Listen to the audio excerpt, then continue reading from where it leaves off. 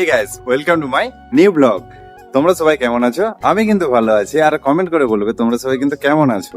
আর আমার পরিবেশটা খালি দেখতে পাচ্ছ, পেছন দিকটা একদম হাওয়া হচ্ছে, একদম ফাঁকা মাঠ, একদম রোদ। আর এই দেখো, এই দিকটা চারিদিকটা তোমাদের একটু ঘুরিয়ে দেখিয়ে দিচ্ছি, ঠিক আছে?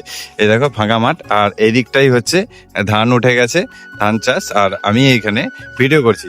এই দেখো বন্ধুরা, ওখানে কিন্তু একজন ধান কাটছে, দেখতে পাচ্ছ কি তোমরা? ধান কেটে বাঁধছে।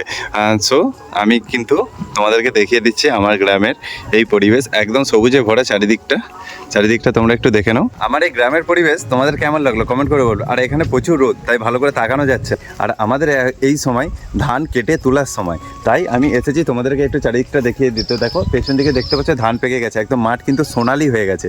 এই কারণেই বলে বাংলার সোনা। সোনা এই কারণেই, ধান সোনালি হয় তাই সোনা। আর সত্যি কথা, ধান হচ্ছে সোনা, ধান হচ্ছে আমাদের লক্ষ্মী, যে কারণে আমরা একে সোনালি বলি। চারিদিকটা একটু দেখে নাও, ওই দিক থেকে এই দিক শুধু সোনালি আর সোনালি।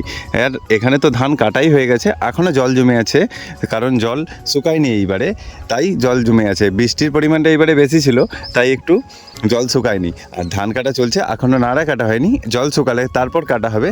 তারপরে এখনও একটা চাষ হবে, যে চাষটাকে আমাদের এখানে বলে হাইল্যান্ড চাষ। আর তোমাদের ওখানে এই চাষটাকে, সেকেন্ড চাষটাকে কী বলে? আমাদের এখানে দুবার চাষ হয়। তোমাদের এখানে কতবার চাষ হয় আমি কিন্তু কমেন্ট করে বলে। আর তোমাদের বাড়ি কোথায় আমাকে কিন্তু কমেন্টে একটু লিখবে।